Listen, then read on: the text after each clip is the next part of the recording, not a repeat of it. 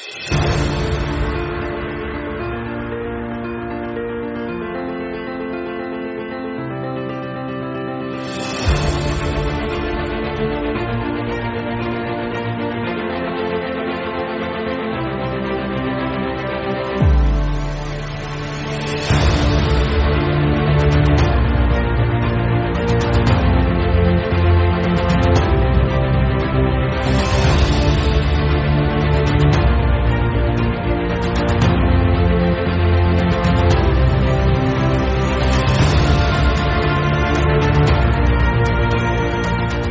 सामीन, हमने अपने पिछले प्रोग्राम में जिस तरह से एक रोशन सितारे से आपको मिलवाया शमा सिद्दीकी से, उनकी पर्सनल लाइफ के बारे में तो हमने कोई गुफ्तगू ही नहीं की, उनकी प्रैक्टिकल लाइफ पे हमने डिस्कस किया। आज हम उनकी पर्सनल लाइफ के बारे में उनसे डिस्कस करेंगे।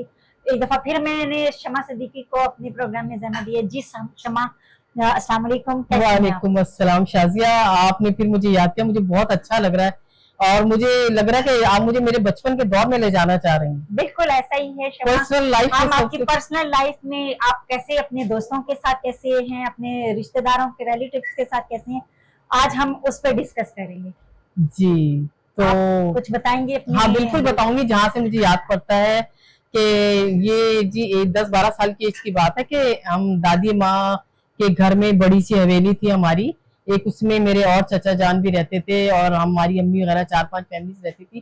काफी बड़ा घर था, अब तो सब अलग अलग है। तो वहां पर ना हमारे घर के सैन में एक शहतूत का बहुत बड़ा दरख्त था, बड़ा ह्यूज था वो दरख्त। तो हम जब स्कूल से आते थे, स्कूल के बाद हमारी अम्मी हम सबको भेज देती थी सिपारा पढ़ने।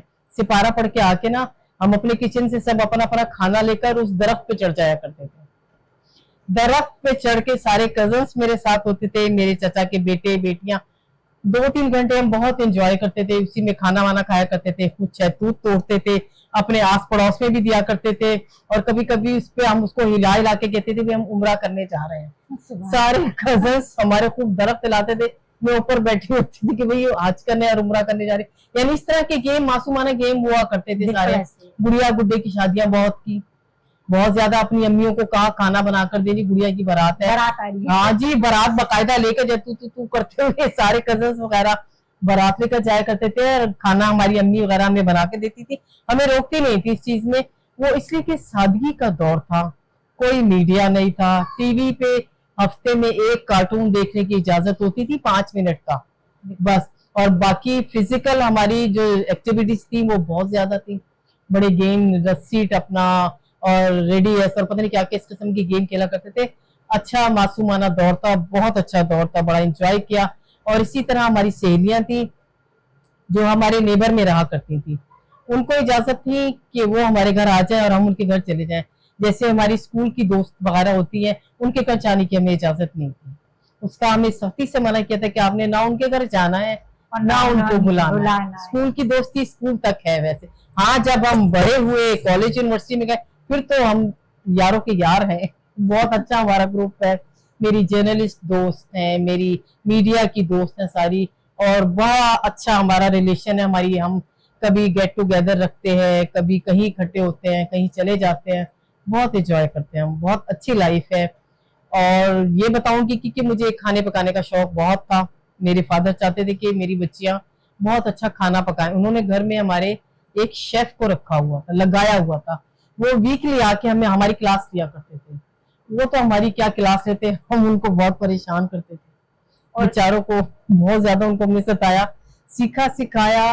और जहां तक सीखने का ताल्लुक है ना, मैं थोड़ी सी नाफरमानी की कि अम्मी की बड़ी कोशिश थी कि मेरी बेटी खाना पकाना सीखे। थोड़ा बहुत सीखा, मगर जो मैंने असल खाना पकाना सीखा अपनी मदर इन लॉ से। मैं कहती हूँ दुनिया की बेस्ट शेफ थी वो, कुक थी वो, इतना अच्छा खाना बनाती थी, इतना अच्छा। शब्द उनसे सीखी मैंने, नरगिसी कोफ्ते, कोरमा, बिरयानी, इंडियन बिरयानी, सारी जो असल चीजें है ना मुगलिया, वो मैंने अपनी मदर इन लॉ से सीखी है। वो बहुत अच्छा खाना बनाती और उन्होंने मुझे सिखाया। और आज जब मैं खाना बनाती हूँ तो मैं उनका हवाला देती हूँ कि मैंने उनसे सीखा है। तो लोग हैरान होते हैं, तुम अपनी सास की तारीफ करती हो, तुम्हें अम्मी ने कुछ नहीं सिखाया। मैंने कहा अम्मी के काबू नहीं आई मैं। सास ने, खैर मेरी मुझे बहुत, सास साहिबा ने बहुत अच्छा सिखाया, अल्हम्दुलिल्लाह मैं अच्छा खाना बनाती हूँ। लोग कहते हैं, मैं अपनी तारीफ खुद नहीं कर नहीं, लोग कहते हैं कि बहुत आप तो जबरदस्त। टीवी प्रोग्राम में भी टीवी प्रोग्राम में मैं कुकिंग के प्रोग्राम करती हूँ रूही चैनल से, और रेडियो पाकिस्तान पे तो मैं करती हूँ। करती हूँ। हमारा खवातीन का हुकम का प्रोग्राम है, उसमें सारी कुकिंग रेसिपीज वगैरह सब कुछ मैं देती हूँ, और खवातीन इसको फॉलो भी करती है और पसंद भी करती है। ये और है। शमा नेम आपका किसने रखा और हाँ, इसकी क्या कहानी है? इसकी कहानी ये है कि जी मेरे जो बहन भाई आपस में झगड़ा होता है, छोटे छोटे मुझे छेड़ते थे, तुम्हारा नाम मतलब तो जलना है, शमा जलती है। तो मैं रो पड़ी। मैंने अपने फादर से कहा मेरा नाम क्यों रखा? कहते नहीं बेटा मैंने इसलिए नहीं रखा कि जलना है, यानी शमा जो है पूरी दुनिया में रोशनी फैलाती है, तो ये मेरी शमा भी है ना, ये भी रोशनी फैलाएगी। मैं बड़ा खुश हुई, मुझे बड़ा प्राउड हुआ कि मेरे से मेरे वालिद ने ये उम्मीद वाबस्ता की, मुझे ऐसा होना चाहिए। अभी तक मेरा ख्याल है मैं उस मकाम तक नहीं पहुंची और इंशाल्लाह पहुंचूंगी। नहीं, माशाल्लाह से आप वाकई ही शमा की तरह से रोशनी बिखेर रही हैं, जिस तरह से आप आने वाली नई नस्ल की खवातीन को कुकिंग एक्सपर्ट बना रही हैं। लड़कियां जो आजकल नौजवान नस्ल की हैं, उन्हें कुकिंग नहीं करनी आती, उनकी बहुत बड़ी इस्लाह है कि आप उनको कुकिंग सिखा रही हैं, उनमें इम्प्रूवमेंट ला रही हैं। इसके अलावा शमा क्या है? शरीर है, घर में, अपनी पर्सनल लाइफ में क्या है शमा? मैं जब दोस्तों में हूँ और अपनी कजन्स वगैरह में बहुत शरारती हूँ, इंतहा की शरारती हूँ। आप समझे कि महफिल की जान हूँ, सब कहते हैं अल्हम्दुलिल्लाह। और मेरी जेठानियां ही है, मेरी नंद कोई नहीं है, जेठानी है, देवरानी है। हम सब जब मिलते हैं ना, हम भूल जाते हैं अपनी एज के कौन से दौर में है, हम वो हरकतें करते हैं, इतना हंसते हैं कि हंस के पागल हो जाते हैं। बहुत मजा आता है, सब एंजॉय करते हैं। मैं कहती हूँ वक्त कभी ना गुजरे जब हम सब बैठा करते हैं। और इत्तेफाक ऐसा है कि सभी जॉब में है, सभी जॉब में है, मिलना कम होता है मगर बहुत अच्छा मिलना होता है। सब एजुकेशन से वाबस्ता है, मेरी सब देवरानी जेठानी सब एजुकेशनिस्ट हैं माशाल्लाह, यूनिवर्सिटीज में है, कॉलेजेस में है, इस तरह से है, प्रोजेक्ट मैनेजर है एजुकेशन के। अल्हम्दुलिल्लाह एजुकेशन से वाबस्ता है सारे। और फिर जब हम मिलते हैं तो हम भूल जाते हैं कि हम लोग क्या है। और हम मैं एक नालायक में मीडिया में आ गई। नहीं, आप नालायक नहीं है, आपने माशरे की इस्लाह का बेड़ा उठाया है, और अल्हम्दुलिल्लाह मैं समझती हूँ कि आप इस बेड़े में बहुत अपना हक अदा कर रही हैं। करना चाहिए। मैं कहती हूँ हम सब जहां पर भी है ना, हमें अगर पाकिस्तान से प्यार है, हम सबको अपना किरदार अदा करना है। हम जहां जिस महफिल में बैठते हैं, एक तो माओ को ये तरबियत नहीं देते, हम उनको एक मशवरा देते हैं कि अपने बच्चों को मिलकर रहना सिखाएं। खुदारा बच्चों को ये मत कहें ससुराल जाके तुमने अलग होना, ये मत करें। एक अकेला पत्थर लड़खड़ा जाता है, वो कहीं का नहीं रहता। एक दरख्त मजबूत रहता है। एक जब इकट्ठे रहते हैं, देखें बच्चों में झगड़े भी होते हैं, सब कुछ होता है, मगर ये प्यार भी बहुत होता है, एक दूसरे का ख्याल भी रखते हैं, एक दूसरे से हमदर्दी। ज्वाइंट फैमिली सिस्टम जी मैं कहती हूँ ज्वाइंट फैमिली सिस्टम अच्छा होता है, ठीक है, उसमें रहना चाहिए एक दूसरे। जरा सी आपको कोई तकलीफ हो, पूरा खानदान इकट्ठा हो जाता है। मैं कहती हूँ बड़ी ब्लेसिंग है। मैंने ऐसे ऐसे लोगों को देखा है, अकेले घर में बीमार पड़े, एक बच्चा है और वो भी लाउबाली है, उसे भी नहीं पता मेरी माँ बीमार है, जिंदा है या नहीं है। ऐसे ऐसे लड़कों को देखा है जो अपनी माँ को हॉस्पिटल में डाल के चले गए, पैसा जमा करा के, जो जब कुछ हो जाए तो हमें बता दें।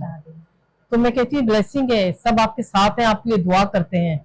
आपके बच्चों की तरबियत हो रही है, आप उन्होंने घर बसाने हैं, आप उनको कहने की जरूरत नहीं पड़ती बच्चों को कि आप अपने ससुराल में जाके ऐसे रहना। आप बच्चों को वो माहौल दें, बिल्कुल है। आप जैसा अच्छा माहौल देंगे बच्चे आगे जाके वही करेंगे। लड़कियां खास तौर पे वही किया करती हैं जो उनकी माएँ करती हैं। आप उनको और कुकिंग वगैरह का सिखाएं उनको, और पाकिस्तान से मोहब्बत सिखाएं। पाकिस्तान है तो हम है, पाकिस्तान नहीं तो कुछ नहीं। आप उन्हें सिखाएं। हमने अपने बच्चों की तरबियत ये कह के करनी है कि हमें जीना है तो पाकिस्तान के लिए, मरना है तो पाकिस्तान के लिए, और खींच ले उस जुबान को जो पाकिस्तान को बुरा कहते हैं। वो हमारे दुश्मन है जो हमारे बीच में बैठ के पाकिस्तान को बुरा कहते हैं। देखिए हमें वो बना के दे गए कायदे आजम, अल्लामा इकबाल, एक ख्वाब की तकमील हुई थी। कायदे आजम कितने बीमार थे कायदे आजम, अगर हमने देखा नहीं, हमने हिस्ट्री तो पढ़ी है, अपने पुरखों से तो सुना है कि उन्होंने कितनी कुर्बानियां दी।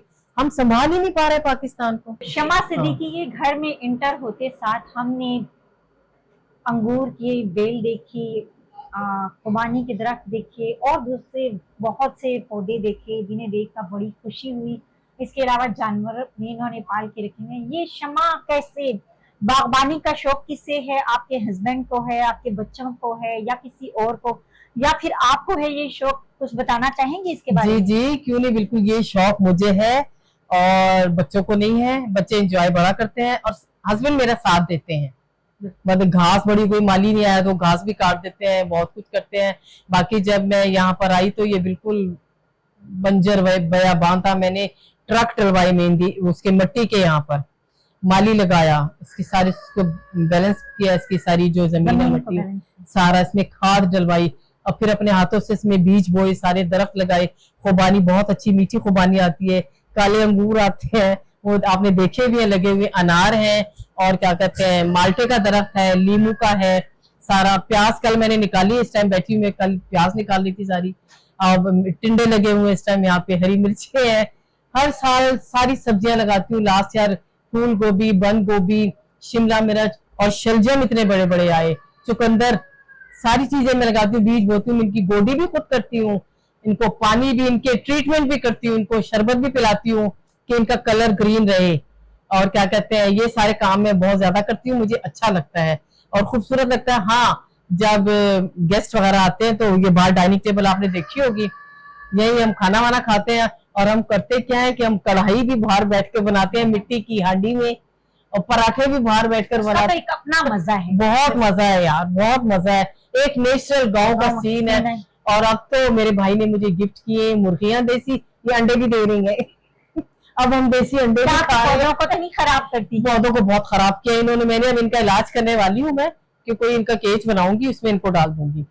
मगर मुझे अच्छा लग रहा है, एक नेचुरल सारा वो होता है ना। अभी जैसे ईद पे भी बिल्कुल, मेरे आपके घर में इंटर होते ही ऐसे लगा कि हाँ, हम किसी नेचर फार्म हाउस की तरह काम नहीं किया बिल्कुल हुआ। ऐसे ही है। और बाज औकात हम चांदनी चादर वगैरह बिछा के वहां बैठ जाते हैं, एंजॉय करते हैं, खाते पीते हैं, पराठे बनाते हैं। कोई हमारे गेस्ट सारे, इसी लाइफ का मजा भी आता है। मजा ऐसा लगे, कुछ लोग कहते हैं हमें लगता है हम कश्मीर आए हुए हैं।